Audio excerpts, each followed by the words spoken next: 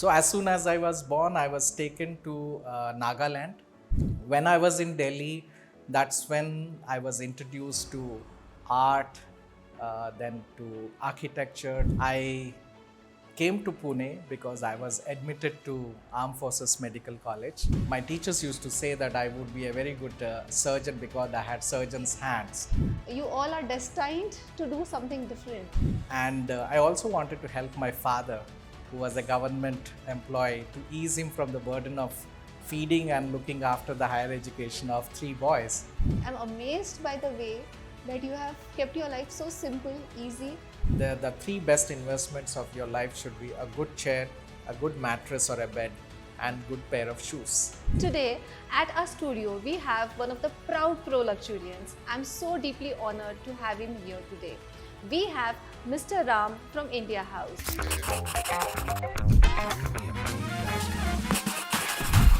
Wellness is the foundation upon which true luxury can be built. Yes, why I'm talking about foundations and buildings? Because today at our studio we have one of the proud pro-luxurians. I'm so deeply honored to have him here today. We have Mr. Ram from India House. 3 A's of his life through which he aces life. The 3 A's are art, architecture and aesthetics. Wonderful person by heart and by his work. He is a most renowned and successful architect who is preaching architecture all across the world. Traveled globally since so many years. Let's meet Mr. Ram today. Namaste, Mr. Ram. Namaste. We are so pleased and honored to have you here today. First of all, thank you so much for visiting our studio.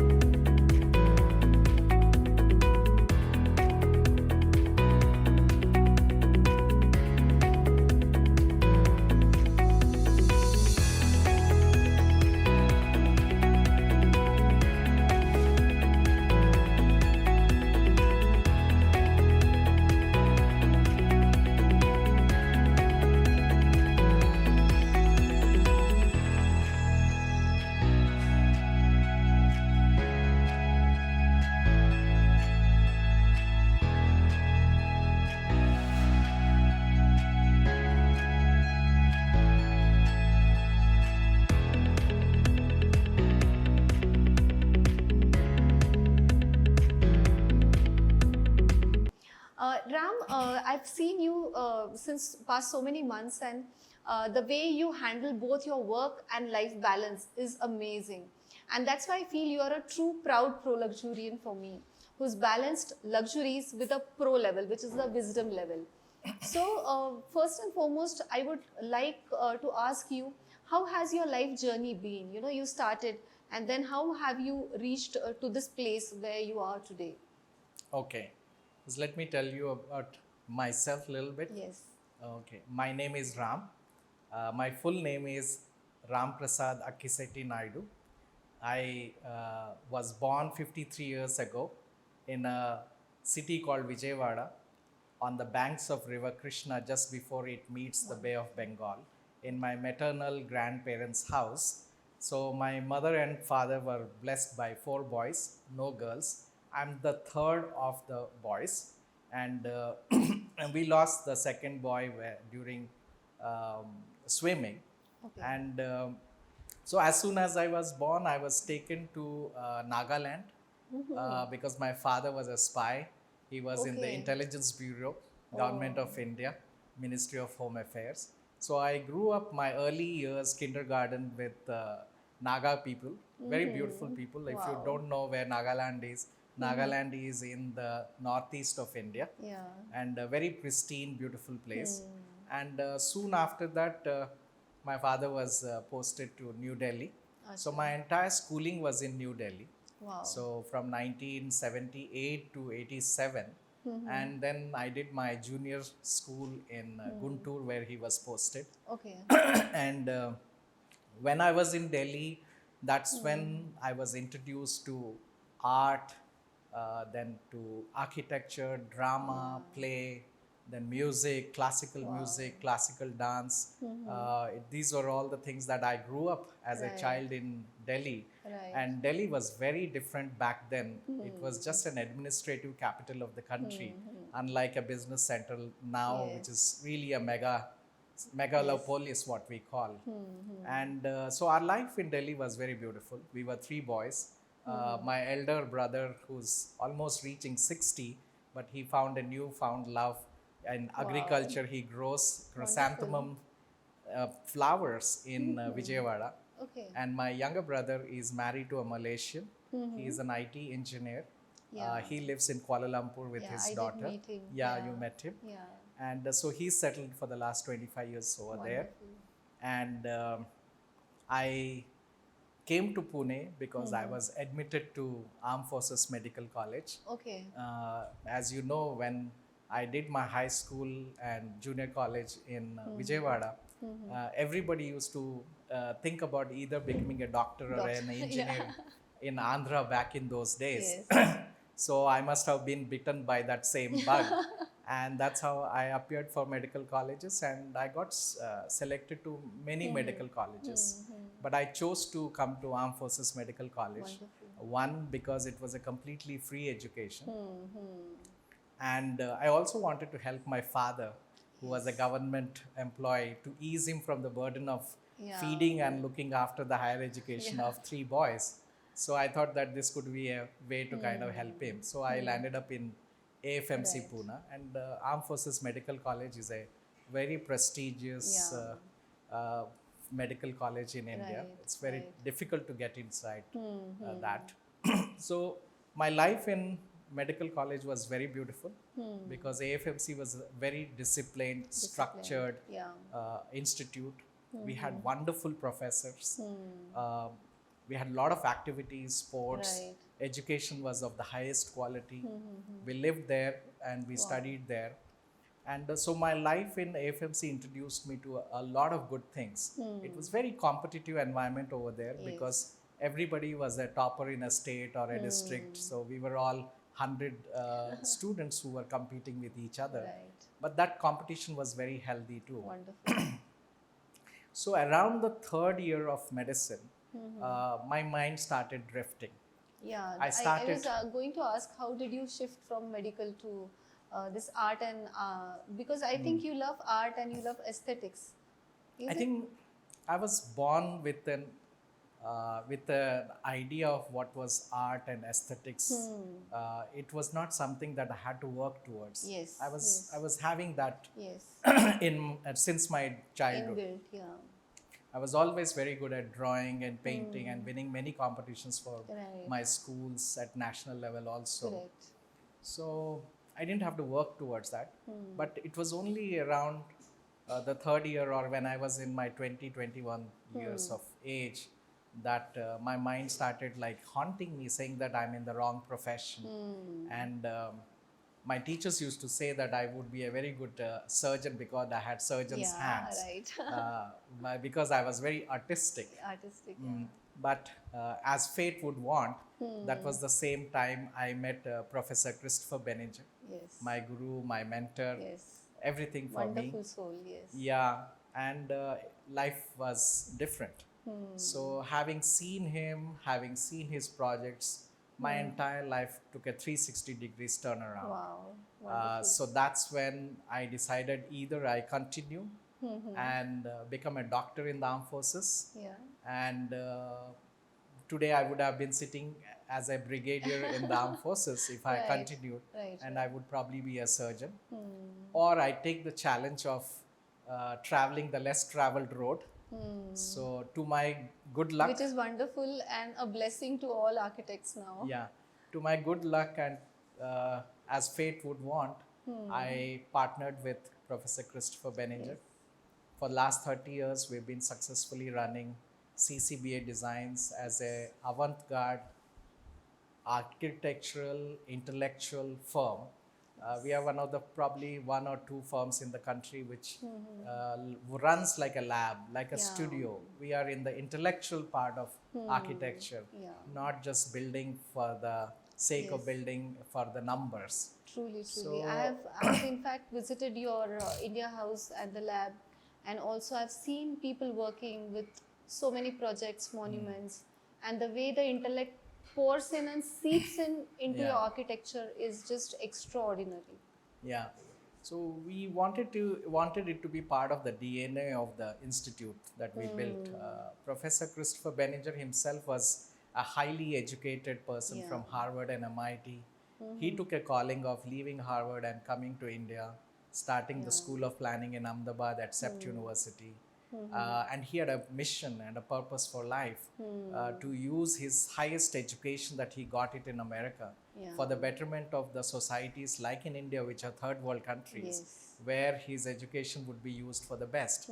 This inspired me actually. Yeah. When I thought about like, hey, here is a man who actually is a role model, who has given up everything Right. to serve the people where his education would mean the most. And that inspired me, and I said, like, if I partner with him, there is a That's thing so or two I would beautiful. learn from him too. Yeah. And life just went on then. Yeah. And then it became a blessing for so many people all Yeah, around. yeah. That's so wonderful.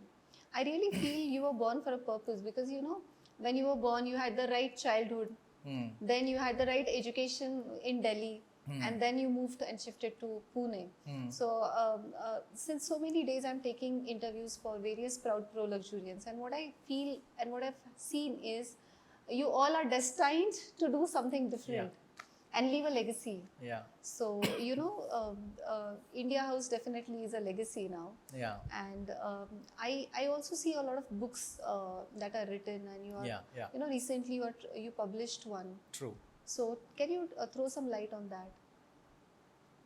Yeah, we have written several books. The first book was called Letters to a Young Architect, which we just stumbled upon. It was not a book actually, which was written to become a book. It was all these letters, lectures, then articles in the newspapers as well as magazines, which were all compiled together in a Right. file. One fine Sunday in the afternoon, I was just cleaning up my desk and I stumbled upon this file. And I started reading the letters, which I used to actually diligently type at one point for Christopher. And I saw there was a treasure trove of wealth and wisdom in these letters. Right. And I toyed the idea with Christopher that why don't we make a book, because this is like a great knowledge. Right. Because when you see these articles in isolation, they only address an issue. But when you see all these articles put together, that becomes a message. Wonderful. And I thought that this can be a great message. Right. Soon this book, Letters to Young Architect, became the top 10 selling books in the country for 18 weeks in 2011. Oh. And soon the Chinese government picked it up. They translated this into Chinese language. Wow.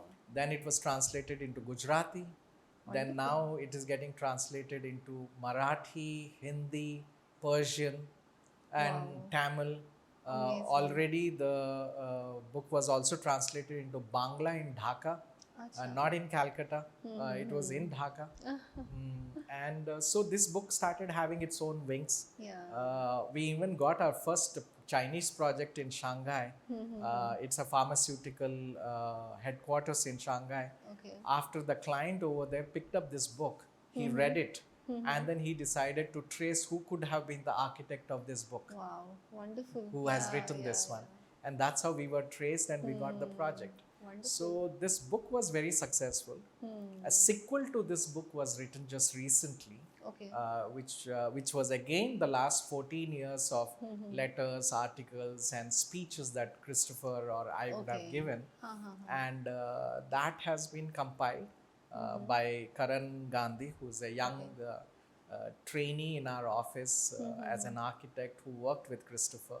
Okay. And they compiled it and then made a book. It was unfortunate that Christopher passed away just last month, and the book was released just a few days after he passed away. But in one way, one can say that his message remained even though he has left us for his abode. And the message of this book is Great Expectations, Notes to an Architect. So he says that like, I have believed that like, I had a purpose and I lived with great expectations. And he says that like, it would be wise of me to pass on these great expectations to the next generation so that they can make this as the purpose of their life, to make this life on earth for the human beings better. So he always talks about how do you make the life of human beings better, and how architecture can transform it Yes. to make the living conditions of people better. And unfortunately, we live in an age and time when architecture is only reduced to the richest section of the society. But the real purpose of architecture is, architecture is a social tool. How do you transform? Yes. How do you address issues of the 90% of the people who are not affected by architects or Okay. architecture? It is, if you can change the way the living conditions of 90% of the people in the global south of the world, then I think the purpose of architecture would have been achieved. This is so deep, Ram. This Yeah. is truly deep. Even I feel people, when they hear the word architecture, it's just the homes, the buildings, and the drawings. No. It's just so limited. I think it's a well view. Yeah. And you have given us a eagle's eye bird view to this philosophy. Actually, there are no words to define the work, but I really love the way you have involved art and aesthetics also to all of this. Yeah. And valuing the cultural roots which are there. Even through your food, I have had food at your place so many times. Yeah. Through your food, through your welcoming as a host, through each and every virtue and deed that you do in your actions. So, I think that adds on to your wellness also. True. So, for us, can you tell us what are your wellness hacks? You are 53, but you don't look at all. You work so hard. You have traveled all across the globe, done so many projects. So, while traveling, also it's difficult to maintain the circadian rhythm and the wellness. So, throw some light on real wellness hacks that you have implemented in your life that can help my audience. Prachiti, you're a very kind person. I feel very nice when you said that I don't look my age. Yes. Well, there's not much that I actually do to specifically kind of focus on wellness. It is ingrained as part of my Yeah. living itself. Yeah. First, I would say like food is a very important aspect of human life. Yes. I very truly believe that like good food in limited quantities Yes. at the right time is the secret to your success as well as to your wellness. Right. So very beginning of my life itself, I invested in having a very, very good boy who has been trained by my Yeah. mother, whom we call Chotu. Yeah, His real name is I've met Baidyanath. him, yeah. And he's been trained to make very good food, suiting to our palate, simple, hygienic, nutritious food. That's a pro luxury. Yeah. Yeah. And most of my meals, all my 3 meals, I have it in the house, unless if I'm in hotels and traveling. That's when I indulge. I also like good food. But I think what goes inside is very important. And yes.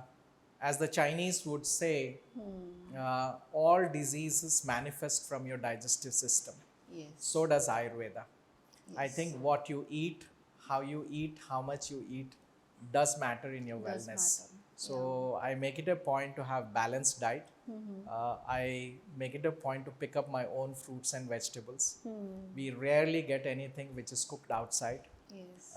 Even to the guests who come to our house, yes. we make it a food, make it a point to that the food is made in the house. Yeah, I like shopping, so Yeah. my shopping involves fetching vegetables, fetching That's fruits, so nice.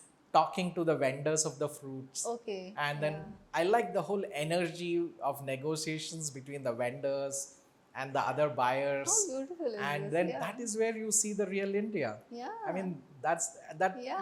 I feel bad that a whole new generation of people buying on like, apps, Swiggy, they Zomato, miss and out. apps. Yeah, They yeah, miss yeah. out this energy, Right. that little talks, that conversations, the idea of understanding real India, the Aam Aadmi, Yeah. their struggles, their Yes. aspirations, their laughs, their smiles.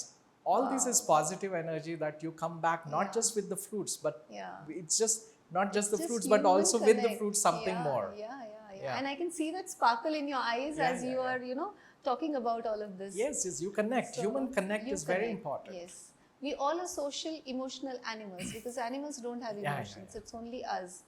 And I think in this era of Facebook and Instagram where there is fake connectivity, which will not soothe your soul, Yeah. and because of the fake connectivity, so my research is on basically what has been beyond the spirit. So human evolution is constantly ongoing, and since 2006 I'm researching on human evolution. So what is beyond the color yuga? So recently in my book Wellness Redefined, I've mentioned it that because of we moved from 2G to 5G, we are living in a microwave oven.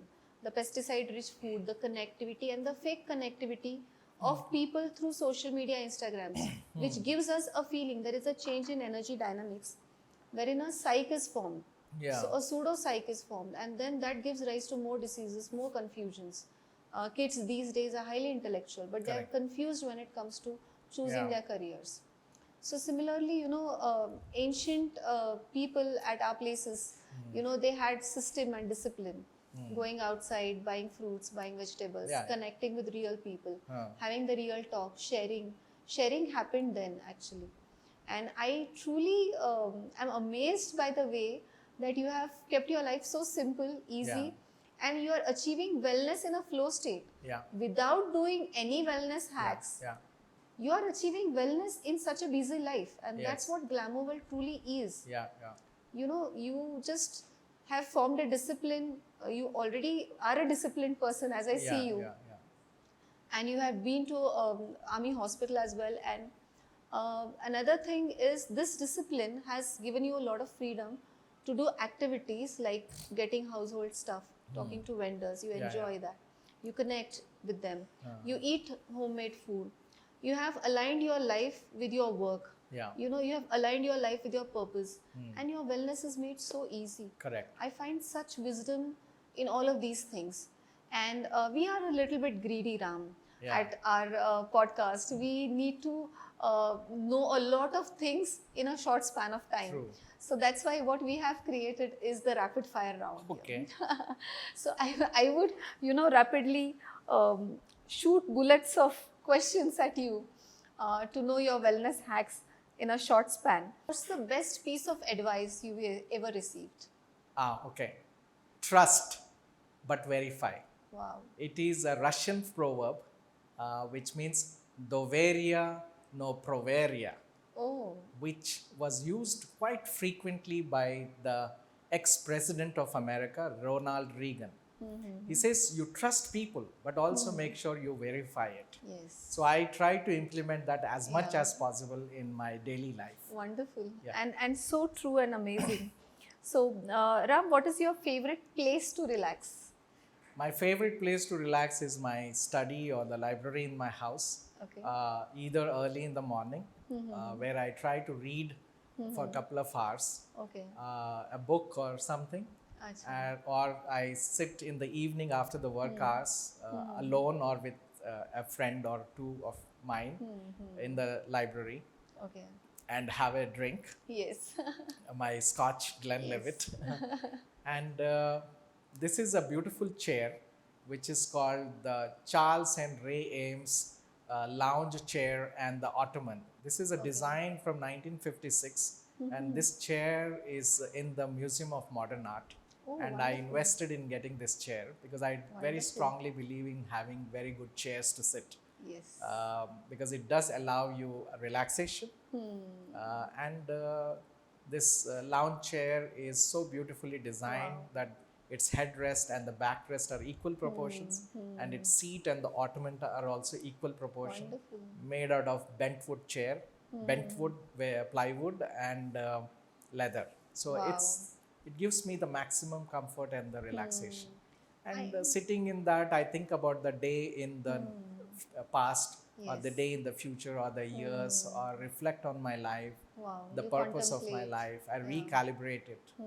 That's so wonderful. Yeah. I think this is such a good piece of advice in investing good furniture, good chairs, good places, where you spend your entire life there. Yes, yes. And the way you spend it, both mentally, physically, and even I would say spiritually, because then energies align at one place. Correct. In ancient times, we had our grandparents who used to sit at a place, eat at this place. They would Yeah. rest at one place. So what happens usually, or meditate at one place, and then the entire universe aligns its energies, and whatever you do increases to 10x folds. Correct. Plus, with a good chair, your spine is taken care of. Correct. And your spine is both your Absolutely. physical, mental, emotional, spiritual health. Such a lovely piece of advice. I said in another speech that I gave a year back in a hotel that the three best investments of your life should be a good chair, a good mattress or a bed, and good pair of shoes. Wow, excellent. Because all of these Yeah. you use them for 8 hours of your Yeah. day, Day. and that means almost That's 1/3 of your huge. life. Yeah, that's huge. Wonderful. Yeah, That's such a big piece of advice. yeah, yeah. And believe me, life is very simple. Our mind complicates it. And now life is simple, but the luxuries and the trends have complicated it. Yeah, yeah, that's true. So let's move out of these trends. Let's make our wellness simple, unlike it's air, water, Yeah, fire. yeah. So Like- wellness can be simple with your 3 hacks, I guess. Absolutely. You I have think human beings in the urban context have made Yeah. life very complex now. I mean, Einstein once said that the genius lies in making the complex into simple and Right. not the other way around. Yes. So we should learn it from the villagers. They make Yeah. everything so simple. So simple. And here in urban cities, that we make even simple things so complex. Sometimes a simple issue becomes so complicated here. Which is very unnecessary. It's not time necessary. consuming. Absolutely. Yeah. It and drains you down. It drains us down. And when I was doing this life coaching, very beautifully, my coaches used to tell me that, Prachiti, there is one form of knowledge. So there are 3 forms of knowledge. Knowledge is knowledge, like, education. So one form in which it is very simple, and they are, uneducated fools who keep on sharing the knowledge in terms of life coaching.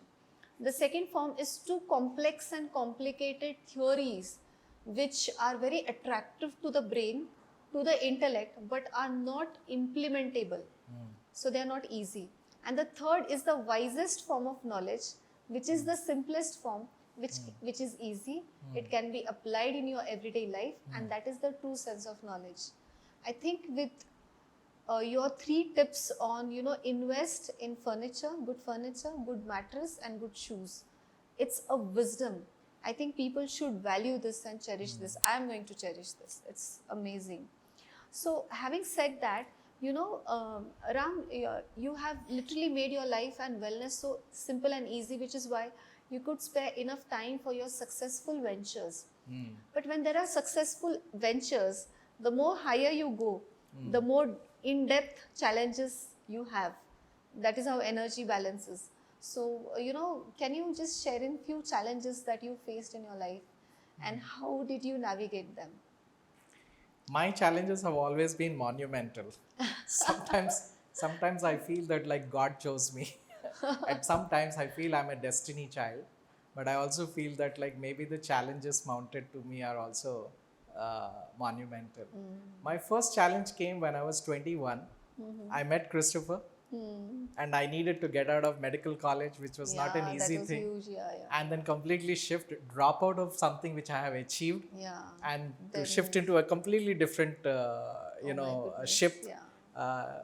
One was scientific, very methodological, medical, armed forces Disciplined, background. yeah. And here this is loosely structured, art, architecture, Yeah. completely different The shift. creative That side. shift was monumental, but somehow I could manage it.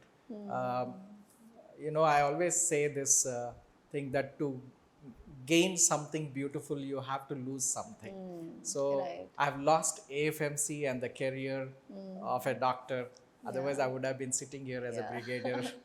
But I gained in the process Christopher Benninger. the love of my life, Yeah. the mentor of my life, my Yes. guru in every So way. wonderful. And the 31 years were so enriching. It was beautiful, Yeah. full of wisdom, full of learning. The Right. journey was something which is, you can't put a price to it. Yeah. And so that was my first monumental challenge. And my next monumental challenge was just in the last 3 to 4 months, Yeah. when he was detected of cancer, Yeah. and last month I lost him. So saving him was my biggest challenge, Yeah. and coming out of the Yeah. grief. Right. And the biggest challenge now is like, how do I take his legacy to the next level for the next 20, 30 years? That is going to be my next challenge, and I'm looking forward to that, because I feel, I mean, I'm very well prepared to hold the position, and I want to do it with grace and Yes. wisdom. Yeah. Which we are already feeling it. We are noticing it, but we are also feeling the grace and the, the thirst of yours to make this architectural Firm. legacy Yeah. and firm reach to millions and millions of people Absolutely. around. Definitely. I And would like to continue his purpose of life yes, as yes. my purpose of life. That's beautiful. That's Yeah, truly beautiful. yeah. And yes, so I see a lot of good things that are going on around with all the perspectives, even when I was asking you about the challenges, how beautifully, you were smiling and, taking it so lightly that yes, these were the challenges. Because I think you have completed the lessons in those challenges. You Yeah. faced them, you completed them, and then as a wise person, you have arrived to some conclusions, and then you are again taking up the next path, Yeah. which is really Because every challenge makes you a better person, Yeah. a better version of yourself. right, right. Because no gadget has been made without being failed. Yes, So we just become more wiser as we More wiser. address the challenges. this is so truly inspirational. And when you say that, no gadget fails if it doesn't fail. Yeah. So there must have been some wellness hacks which failed, which you tried and failed, just to make this conversation a little bit lighter. I tried doing yoga. I failed. I I tried. can't imagine you, Ram, doing yoga. I try going to gym after 3 days and paying for the entire annual fees. I failed. I think I'm not very much an exercise person, although my desire, my aspiration is to do exercises. Although at least 4 to 5 times in a week I go for my long walks. I do 5 kilometers walk, and You walking also do helps swimming, me. right? Yeah. We have a swimming pool in the house, but I don't swim because I have a phobia. Because Okay. my elder brother, second Okay. elder brother, we lost him while he was swimming. Oh, okay. But I do a lot of walks. I go to Loda Belmondo, which is Okay. near the expressway. Nice, If you yeah. see those tall terracotta towers on the, it's a 100-acre township.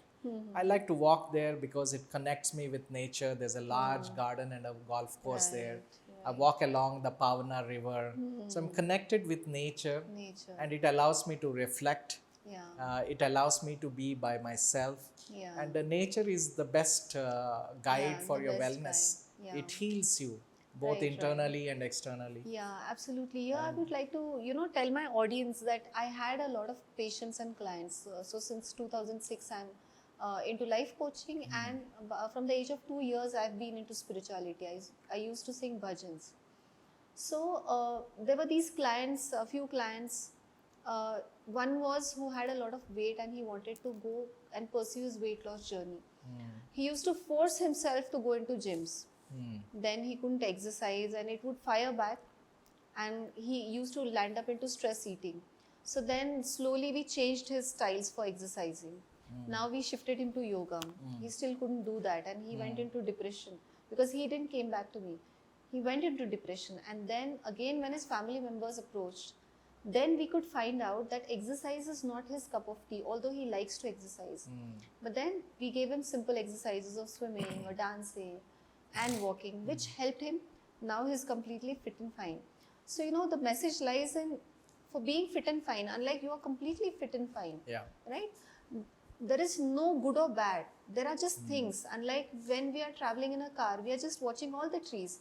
We like some, Yeah. and then about the rest we don't think. We don't Correct. label them. Yeah. Yeah. It same has to go with all the wellness practices, which is what you have proved through your life, and that is why we wanted to invite really successful people and know real life insights. See, Prachiti, while you're saying this, a thought came to my mind. I'm not sure how true it is, but it's not even scientific. Uh, I do learn a lot from the animals. Yeah. You see, if you look at typical cat, dog, or cow, anything around, which these are the animals that you come across quite often.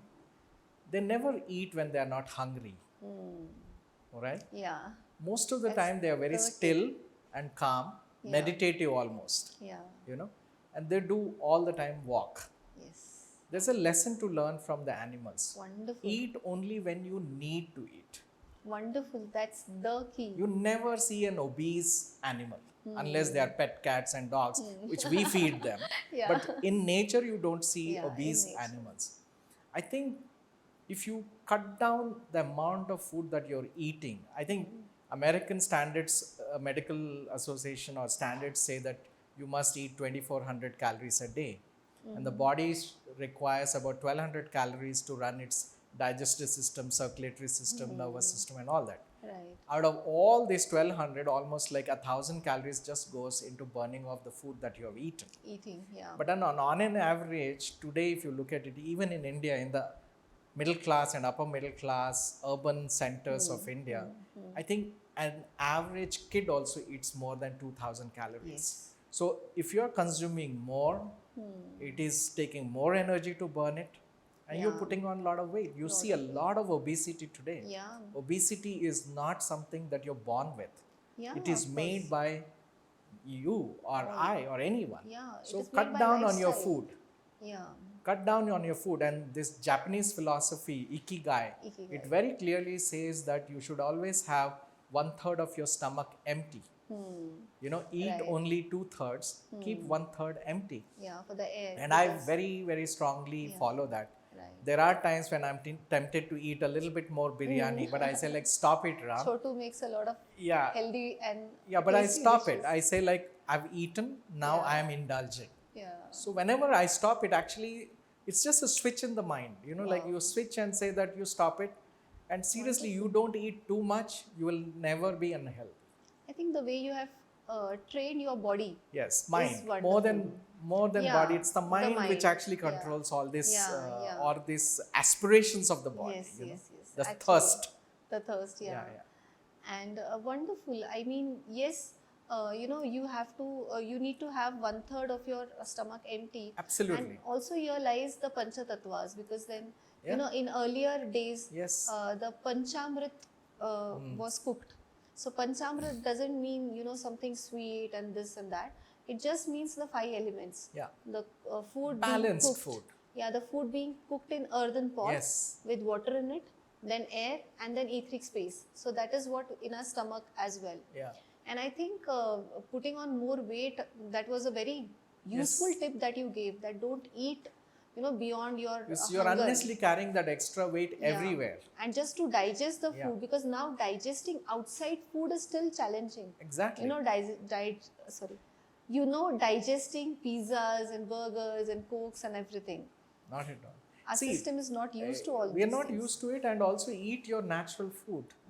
You don't see Russians eating dal. Yeah. Why should we eat like pizzas? Yes. I mean, once in a while you can, but it can't be your daily food. Daily food. And somehow I think we are in a transition zone in India where you have a certain kind of disposable income now, and then it goes into all these kind of things. But the argument over here is that how do you kind of break that chain?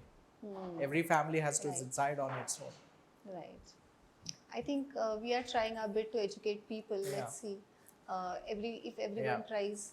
And food is, I'm telling you somehow, I'm sorry to say, living in India, loving India, eating Indian food industry in India is highly adulterated, whether you like it or not.